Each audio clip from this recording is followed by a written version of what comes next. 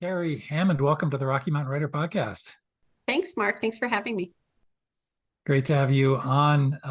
We have one particular thing to talk about, which is a fabulous short story, which is getting all sorts of wonderful attention, amazing attention. Must feel very cool. We're going to get to that. Um, but first of all, just tell us a little bit about yourself and where you're from originally, where you're from now, and give us a little background on your writing. So originally, I'm from Buffalo, New York, and that's when I tell people how much I love the snow. They say, "Well, of course you're from Buffalo," but a lot of Buffalo people get away from the snow, but I do love it. Um, did my undergrad in Baltimore, studied linguistics, so I love languages, which means I love to travel.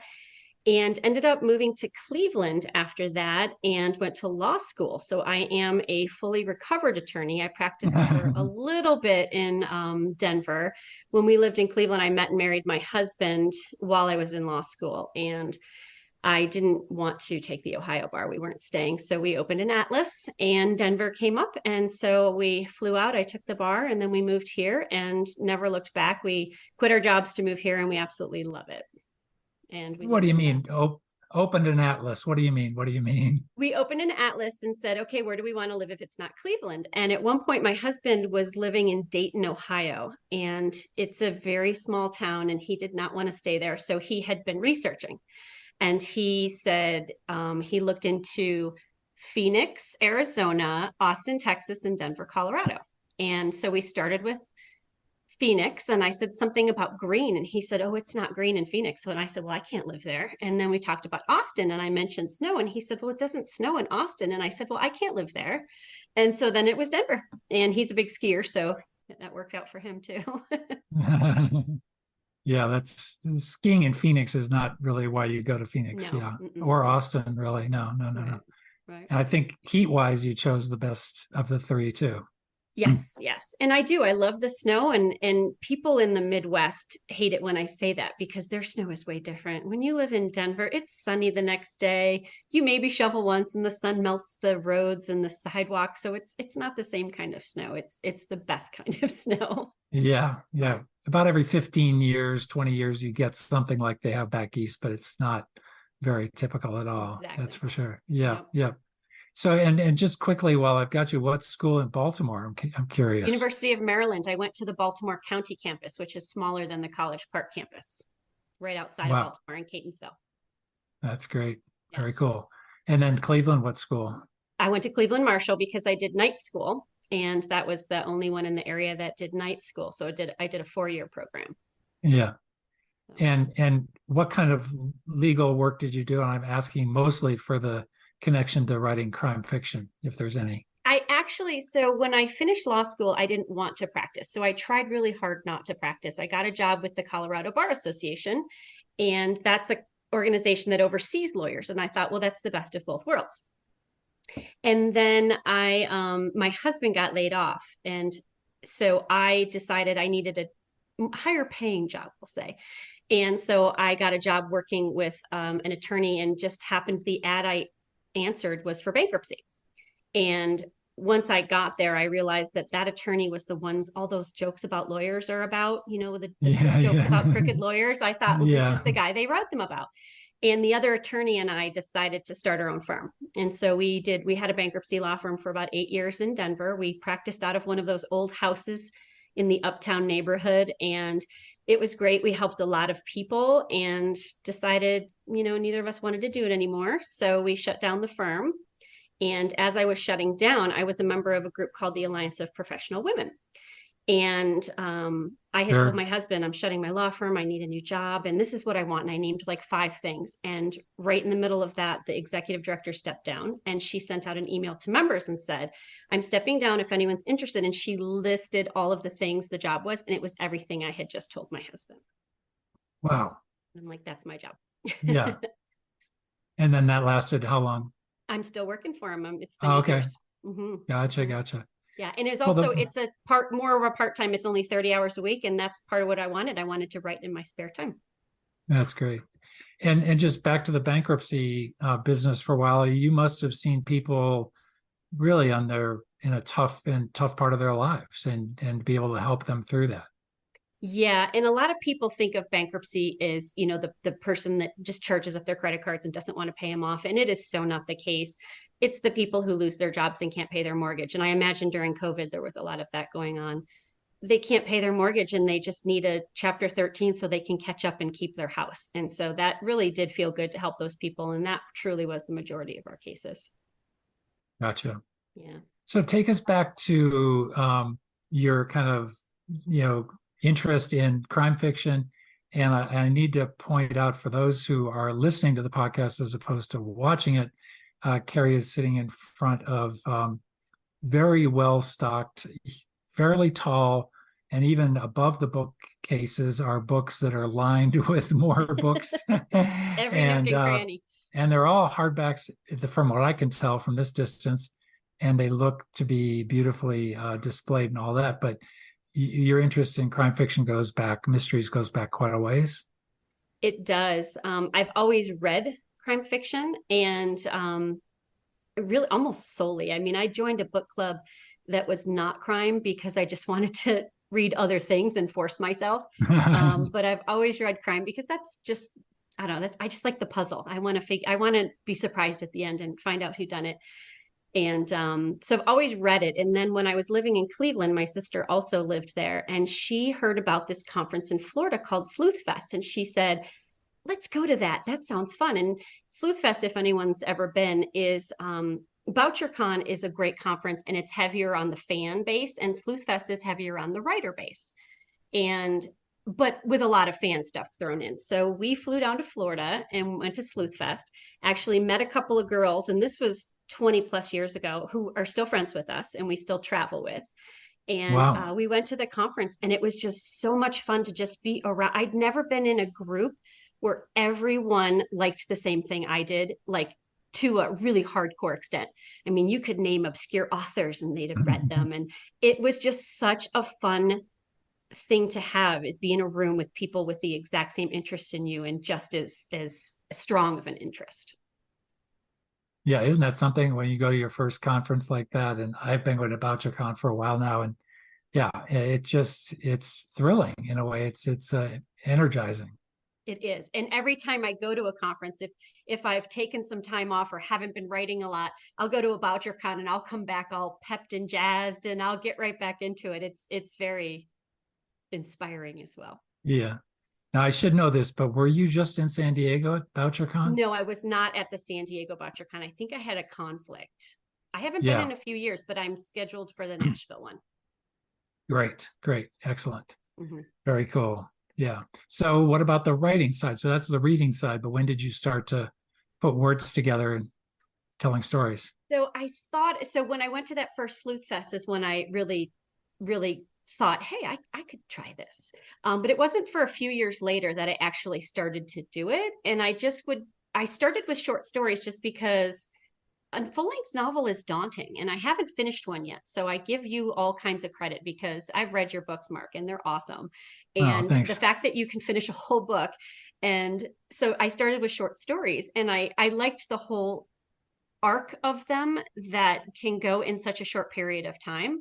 And some of my ideas, I always think, could this be a full book? And a lot of them, it's a short story size. And so I like that I have that kind of leeway to still use an idea, even though it's really not an idea that would be for a full book. But I am working on a full length novel. It's just going slowly. Oh, well, great. Congratulations on that. Yeah. Thanks. And you at some point also, because I know we ran into each other quite a bit at Rocky Mountain Mystery Writers of America. When did you start engaging there? Do you I remember? think it was after I attended my first BoucherCon, because it's amazing what you learn at these conferences too. Things are opened up to you. I had never heard of BritBox or Acorn until one of my conferences. I think it was a Malice Domestic, and I was like, British TV? What is this? I must have it. And so now I've had the subscription forever, and I don't think I could live without it. So I learned about the, mystery writers from one of those conferences, and I was already a member. And when I moved to Colorado, I realized about the chapters, and it was exciting to have a Rocky Mountain chapter right in my backyard. That's great. We're going to get to the short story here in a second, but before we get there, I need to ask you about some of your favorite writers. And I was going to ask you about your favorite writers, but now I need to also ask you about your favorite TV series, because clearly you consume probably more than we do. My wife always says, let's find something murdery to watch. That's a given. It's just what murdery is my thing. What am I in Yeah. the mood for? Something Yeah. dark or something light? Yeah. Right, right. So what about writers? Do you have some favorites? It sounds cliche, but Agatha Christie has always been one of my favorite. And over here on the top here, those are my sister and I even collect Agatha Christie's in foreign languages. And so that whole top shelf Wow. is every time we travel, we'll get an Agatha Christie book. Now I can't read them in Hungarian, but I can own them in Hungarian. Yeah, yeah. But she's always been one of my favorites. And I actually just got back what's today? Thursday? Today's Wednesday, I Wednesday? believe. I just got back last week from the Agatha Christie conference in Torquay, England, and that's always been a bucket list Wow. of mine. And talk about being at a conference like About Your Con and having everyone around you love mysteries. It was an entirely different scenario to be at a conference where everyone loved one author. Because you go Yeah. to BoucherCon and, I might be there for Harlan Coben and you're there for Michael Connolly or Lee Child. But to be there and everybody, not only a fan, but like so knowledgeable. And in my little small circle in Denver, I probably know more about Agatha Christie than any of my friends. But I was at this conference going, tell me more, because everybody was just so knowledgeable. It was a lot. Wow. Well, and Um, before you mention a few other writers, there's so much to read from Agatha Christie herself, but there are also so many novels about about Agatha her. Christie. Mhm. Yeah, and she's some of her, I guess the fact that she kind of disappeared for a couple of weeks or something like that. I mean, Oh, I'm no, yeah, a whole bunch of a whole, yeah. Mhm. yeah. So have you And read some of those as well? I have, and I've also read ones. There's a recent author who uses her as a character who solves mysteries in her books.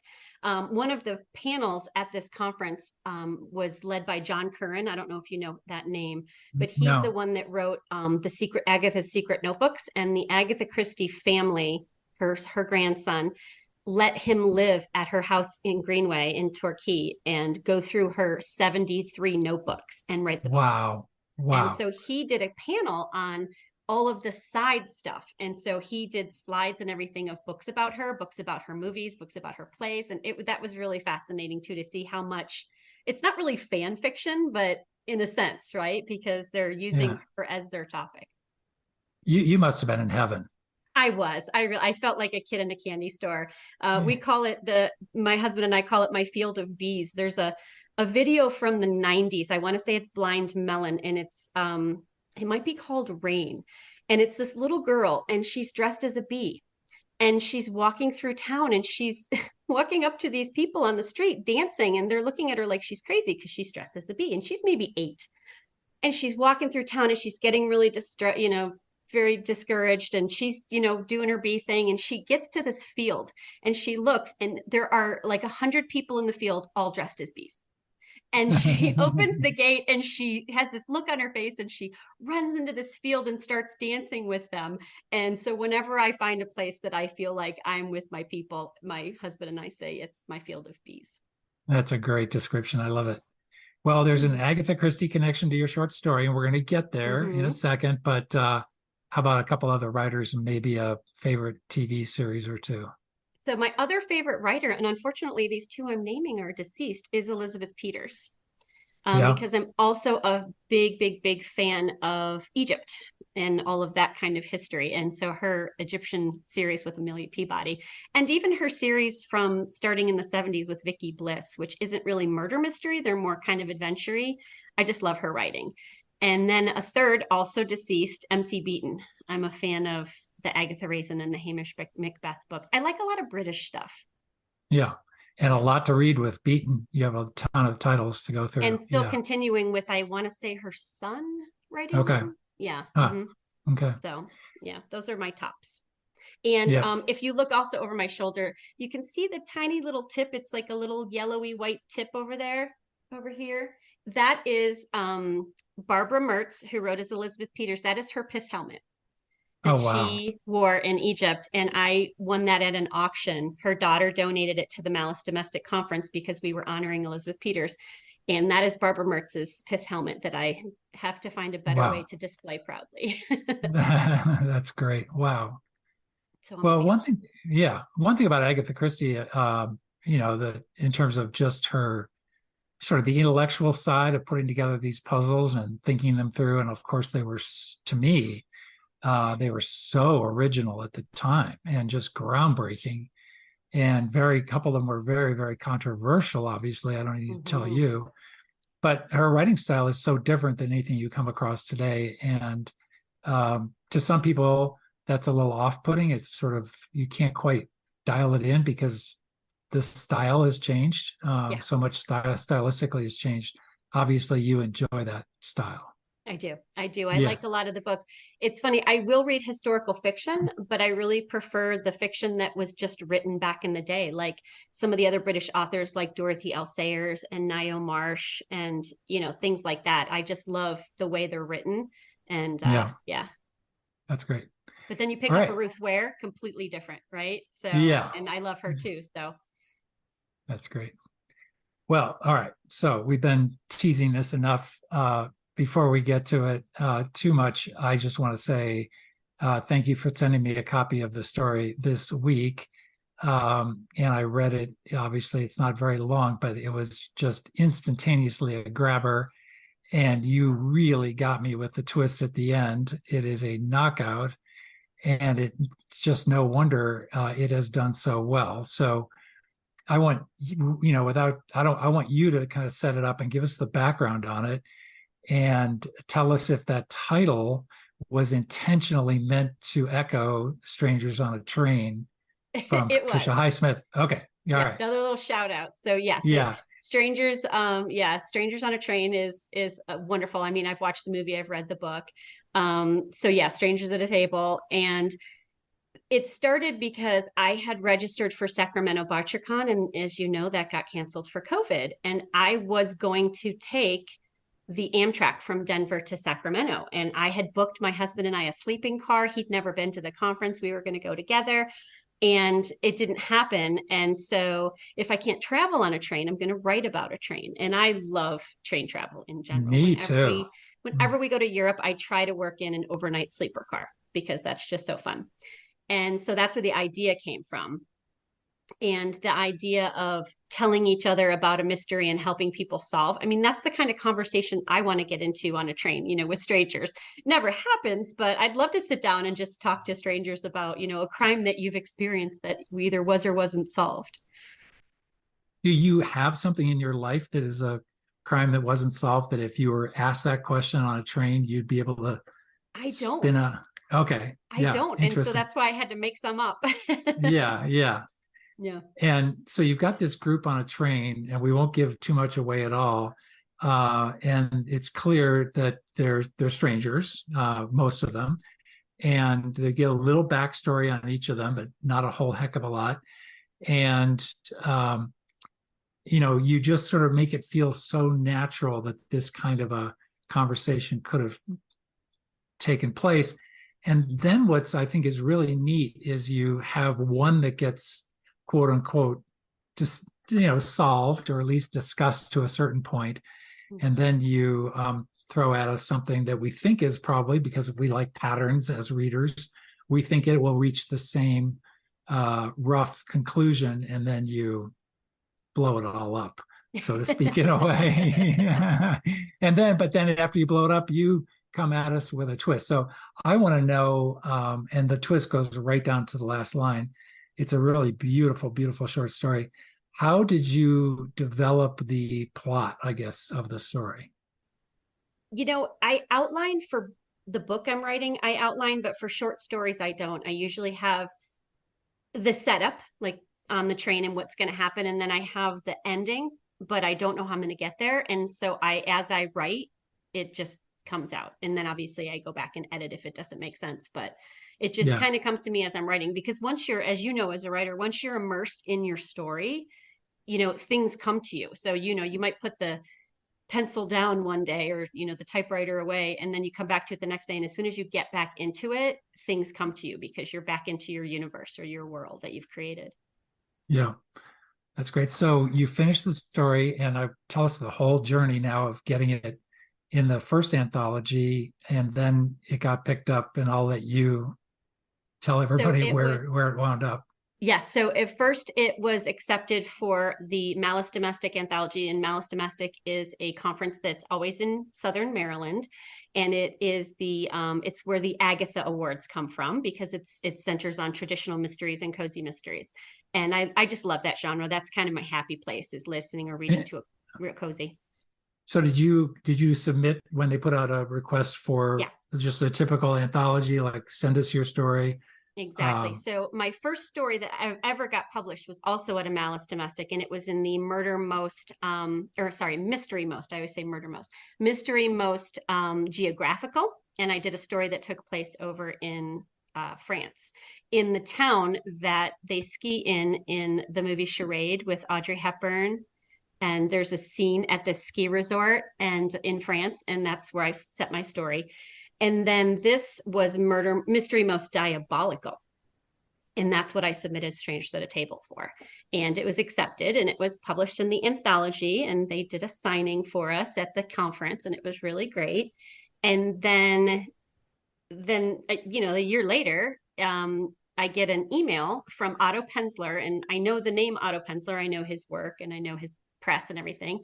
And it said, your story has been selected for, the Otto Penzler's Mysterious Press Best Stories of 2023. And I thought to myself, well, is this a joke? But who would use the name Otto Penzler to create a joke? And then I thought, well, this is wonderful. There's probably 100 to 200 stories in this book, because I'd never picked one up before of the anthologies, or the best ofs. And so I replied and said how excited I was. And then I went to a bookstore, Barnes and Noble, and because I couldn't wait to get anything from Amazon. And I found one of the older ones, and there were only 20 something short stories in there. And then, as you know, some of them are famous authors like Michael Connolly and Lee Child, and the no-brainers, I call them.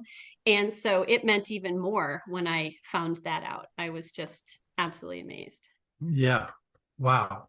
And that must have been just a thrilling moment to get that It really communication. was. It Yeah, really was. It was more wow. throrilling than my first story getting published. I don't know Yeah, why. Probably because it was like the same story was getting a second accolade. So I thought, well, then, it just makes that one even that much better. yeah. Was you're the only story from that particular anthology that went to the best of? I think so. Yeah. And who was the editor for that particular anthology, and who are some of the other writers you're alongside now? So I'd have to grab the book to see some of the other writers, because I've looked through them, and some of them I obviously know and some of them I don't. But the editor is Amor Tolls. And I am a huge fan of Gentleman in Moscow. And I read The Lincoln Highway as well. And so he's not a mystery author, but he's Right. a big named author. So to have his name on the book was just icing on the cake. Yeah. Wow. I assume this is a bad assumption, probably, but I assume between the anthology publication and the best of publication, there's no word changes or editing. No, Otto just asked me for the clean copy of the Yeah. story, and yeah. Yeah. Yeah. Okay. So going back to the original anthology publication of that story, was there some workshopping and developmental editing of the story at that point? Yes, so when I submitted it, um, Sean Riley Simmons is one of the editors of the Malice Domestic Anthologies, and she is a wonderful editor. And this was my second story that was published with one of their anthologies, so I was used to, her editing. And when she sends me back edits, I almost don't even look at them. She makes everything you say better. And it wasn't a huge amount. I mean, again, it's a short story, and she's mostly going for not just hypos, but how it flows, and few word choices here and there. But she's such a great editor that every time she sends something back to me, I'm tempted to just accept all, but I do like to see what she changes because it might be something I can use in the future. So yeah, I've never turned down an edit. And she even says, if you don't like one of the edits, let me know. And I've never turned down one of her edits. She's great. So she made the story better. So Yeah. even more polished so that it was accepted. Yeah, that's a great suggestion, actually, in terms of just passing along tips to other writers. If you're going to a conference, and if the conference of a certain size, like BoucherCon also does their short story anthology, consider submitting. If you sign up early for the conference and they put out, you get on their communication list, maybe, I think right now for Nashville, they're probably in the process of getting that short story anthology put together. I don't know if the call November has gone 1st out. is the deadline. So if you're Okay, looking to submit for BoucherCon Nashville, November 1st. exactly. So I assume you have one that's going in the. I'm still editing it. And I'll tell you why I haven't submitted it yet. I went to a panel at the last Malice Domestic, and there was a panel on short stories. And I thought, oh, this is great. And a few editors of publications were there. And one of them was, I want to say Michael Bracken, but I don't think it was him. He does Killer Nashville, I think. This was the one, Mickey Finn Noir. Have you heard of that one? Who's the person that puts that out? There's one called Mickey Finn Noir. So um, they talked about what makes them accept a story. And it's not just people think, oh, it's just the topic or whatever. And they said that in the days where you have to read hundreds of short stories to decide what's going to go into your book, part of what's accepted is the ones that are just the most done, the most polished, and the most almost ready to just be put on the page. And of course, they're going to do some edits here and there. But like I said about my Malice one, when Sean sent him back, I mean, there were maybe a handful of edits, and they don't want to have to rewrite your story because even if it's a great idea or a great start, if they think there are a lot of areas that need work, they don't have time for that. And so I am writing, rewriting, and then rewriting the story I submit to BoucherCon because I want it to make it as easy for them to hopefully accept as possible. That's a good thing to learn, though. Yeah, what you picked up, that's smart. Absolutely. Yep. So one thing we didn't touch on with stranger at a table or strangers at a table. Strangers at a table. Strangers at a table. Sorry, is the fact that you named your main character after Miss Jane Marple. Yeah. Yeah, and I even said in the book, so it didn't sound too cliche that her name was Jane, and she explained that her mom was a big fan and named her after Jane Marple.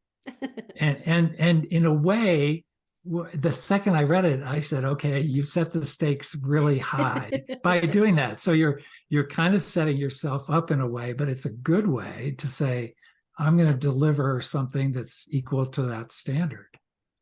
Little parlor sleuth kind yeah of thing. And she was an amateur sleuth and didn't quite solve it until she got that very last clue, but right. Was that a big choice for you to use that Marple name, or did you, once you grasped the concept, you said, I'm going with it right away? Yeah, I was going to go with it. Yeah, that's great. Now, I don't know, did Agatha Christie write short stories too? She, I didn't quite know how many short stories she wrote until COVID hit, because during COVID, I decided I'm going to reread all of the Agatha Christie's in order of publication, just for fun. And she has, back in the day, I mean, they would publish them in magazines and things. So I think short stories were more popular. But she has hundreds of short stories. And so in the very beginning, when I started from publication, I would come across just 3 books in a row, and there were maybe 12 to 14 short stories in the book. And so she wrote a lot of short stories. So she's a great person to study if you're looking to kind of get the flow of a story. And what did you think of her short stories? I like them. There are some different, there are a lot of different, not really genres, but like takes. So she's got one that's Harley Quinn, like Harlequin, but his name is Harley Quinn. And he's not a detective. He's tell me what you need to make happen and I'll help you get there kind of thing. And then she has one of my favorites is the Miss Marple. just sitting around in a room, and this is kind of also, this short story compilation is what made me think of this train story, is they're all in a room and it's the Tuesday Murder Club, and I get it confused whether that's the American title or the British title. They kept changing them, and they all will tell a story about a murderer they knew, or a murder that happened. And so that kind of, I loved that concept, because they would come back on the next week for the having dinner at her nephew's or something. And then each person would tell a story. And they, of course, thought that this little old lady wasn't going to have any stories, whereas she ended up solving all their stories. So, Yeah. Wow. That's great. mm-hmm. All right. We mentioned Patricia Highsmith really quickly. Are you a fan there also? I think that might have been the only one I've Okay. read of her. Okay. Yeah. If you are a completist like I am with her, then we could really talk. Oh, okay. Because think I've read everything of hers, and she was a fabulous short story writer too. Okay. Yeah, yeah. But a little more dark, a little more psychological suspense than Agatha Christie. I'm not sure there's a whole lot in common there, but Mm-hmm. maybe. Yeah. But anyway. Wow. Well, I mean, this must feel just so good to have that story in the best of anthology. That is It a does. real, yeah. Wow. Yeah. It made my year. Yeah. I mean, it sort of, yeah, I would assume if I were in your shoes, I would think it's a case of you never know. If you don't submit to that first anthology, you know what's going to happen. Nothing's going to happen. If you do submit, you get picked up there. That alone must have felt fantastic. And then to get the surprise email. Right. I know, once you think it's published, you think, well, that's where you go, Yeah. and that's great. But I Yeah. never even dreamed that I could have it be republished in a Yeah. bestseller. Yep. Can you give us a little taste of what the novel's about that you've got underway?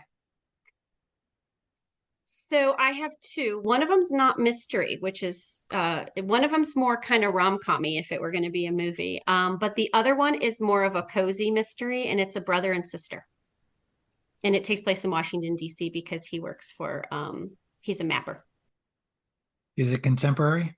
It is contemporary. Yeah. Yeah. Both are contemporary? Yeah. Yeah. Yeah. Well, the rom-com is some flashbacks, but yeah, both are. Yeah. Yeah. I So, love reading historical, but I would never attempt to write it, or at least at this point, I wouldn't attempt to write it, because I just wouldn't want to do it badly. And I know how much research goes into it. And so that's something that I put way, way down the back that I haven't wanted to attempt. yeah. Wow. Well, you seem like somebody who's always reading a book, maybe two at the same time. I usually have three, because I have an audio, Okay. one by the bed, and one I'll read while I walk in the neighborhood to get my steps Isn't that great? That's great. in. Yeah. Yeah. And isn't that just the best, knowing that you've got these stories running in your head? Yeah, Yeah. yeah. And Yeah. they say that if you want to write, you should read. And it's so true. I mean, Stephen King is one of the biggest things. What can you do to be a writer? Well, you can just read everything you can. And it's funny, I'll be walking with a book and I'll read a line, and I'll get an idea, and it has nothing to do with the line, but the line, say, mentions an elevator, and I think, oh, that elevator I was in at that hotel last week. Oh, what if this happened? And so all it is I saw the word elevator in a sentence. And so it is true. You get the best ideas when your brain is just concentrating on the story someone else is telling. Yeah.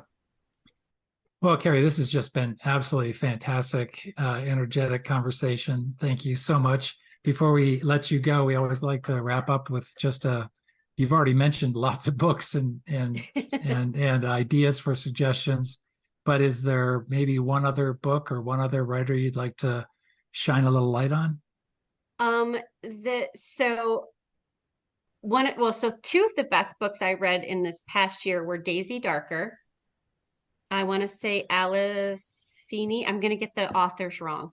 That was a really good book. And then I don't know if you've heard of Everyone in My Family Has Killed Someone.